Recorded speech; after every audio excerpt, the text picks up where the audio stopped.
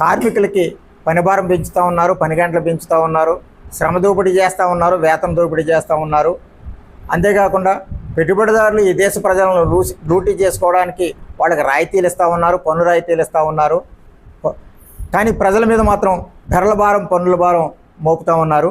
ఈ రకమైన పరిస్థితుల్ని కార్మిక వర్గం మార్చుకోవాల్సిన కర్తవ్యం ఈరోజు ఐఎఫ్టియు కార్మిక వర్గానికి తెలియజేస్తూ ఉంది. ఈ క్లాసుల ద్వారా కార్మిక వర్గాన్ని, కార్మిక వర్గ రాజకీయాల్ని ముందుకు తీసుకువెళ్ళడానికి, ఈ వ్యవస్థని మార్చుకోవడానికి, దోపిడీ పీడనం లేని సమాజాన్ని సాధించడానికి, కార్మిక వర్గ రాజ్యాన్ని సాధించడానికి లక్ష్యంతో మేము పనిచేస్తూ ఉన్నాం. దేశంలో ఎన్డీఏ ప్రభుత్వం ప్రజల మధ్య చిచ్చు పెడతా ఉంది, మత విద్వేషాలు సృష్టిస్తూ ఉంది, ప్రజల మౌలిక సమస్యల్ని పక్కదారి పట్టిస్తూ ఉంది, మౌలిక సమస్యల గురించి పట్టించుకోవట్లేదు. మతం పేరుతో, దేవుడి పేరుతో, రాముడి పేరుతో రాజకీయాలు చేస్తూ చాలా దుర్మార్గమైన పరిపాలన సాగిస్తూ ఉంది. ప్రజాస్వామిక గొంతులను అరెస్ట్ చేస్తూ ఉంది. ప్రజల కోసం పోరాడే వాళ్ళని, ప్రజల కోసం మాట్లాడే వాళ్ళని ఉపా చట్టం కింద అరెస్టులు చేస్తూ ఉంది. ఆ రకంగా ఈ దేశం మొత్తం మీద సామ్రాజ్యవాదులకు ఊడుగుని చేస్తూ దేశ ప్రజల్ని లూటీ చేయడానికి, పెట్టుబడిదారులకు అవకాశాలు కల్పిస్తున్న ఈ వ్యవస్థని మార్చుకోవాల్సిన అవసరం, కర్తవ్యం కార్మిక వర్గానికి ఉందని చెప్పేసి తెలియజేస్తూ, కార్మిక వర్గాన్ని ఆ లక్ష్యంతో ముందుకు తీసుకెళ్ళడానికి, రాజకీయ చైతన్యం పెంపొందించడానికి, కార్మిక వర్గ పోరాటాలను ముందుకు తీసుకెళ్ళడానికి ఈ 2 రోజుల క్లాసుల్ని మేము నిర్వహిస్తున్నామని చెప్పేసి తెలియజేస్తున్నాం.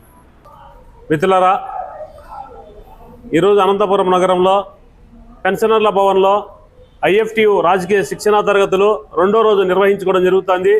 ప్రధానంగా ఏదైతే ఐఎఫ్టియు పని విధానం, ఐఎఫ్టియు నిర్మాణము, కార్మిక వర్గానికి పిలుపు అనే అంశం మీద ఐఎఫ్టియు రాష్ట్ర సహాయ కార్యదర్శి వెంకటేశ్వర్లు రావడం జరిగింది.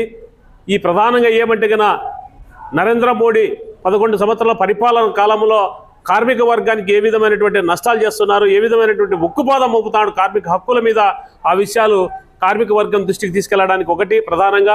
ఎందుకంటే ఇప్పటికే ఈ 11 సంవత్సరాల కాలంలో అనేకమైనటువంటి కార్మిక హక్కుల ఉల్లంఘన జరుగుతాయని కూడా మిగిలినటువంటి కార్మిక సంఘాలు ఏ విధమైనటువంటి తిప్పి కొట్టడంలో కూడా ఒక రకమైనటువంటి వైఫల్యం జరిగింది.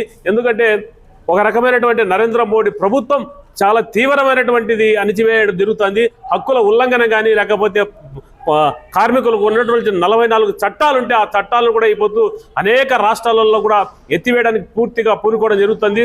అందులో భాగంగానే ఏదైతే ఆంధ్రప్రదేశ్ రాష్ట్రంలో ఉన్నటువంటి ముఖ్యమంత్రి నారా చంద్రబాబు నాయుడు గారు కూడా ఏదైతే పని సంబంధించినటువంటి 10-12 గంటల పని విధానాన్ని తీసుకురావడం జరిగింది. ఇది అంతా కార్పొరేట్ కంపెనీలకు, పెట్టుబడిదారు వర్గాలకు, బహుళజాతి కంపెనీలకు ఉపయోగపడే కార్మిక చట్టాలు తీసుకురావడం జరుగుతుంది. వాస్తవంగా అంటే ఇక్కడ ఉన్నటువంటి ఏదైతే దేశంలో ఉన్నటువంటి ఎన్నికలలో ఓట్లేసి గద్దెనెక్కించినటువంటి ఈ అధికార పార్టీ సంబంధించినటువంటి ఏదైతే బీజేపీ కానీ, లేకపోతే జనసేన కానీ, లేకపోతే టీడీపీ కానీ, ఈ పార్టీలు అన్నిటినీ కూడా కార్పొరేట్ కంపెనీలకు ఊడగం చేయడంలో ముందు భాగాన్ని నిలవడం జరుగుతుంది.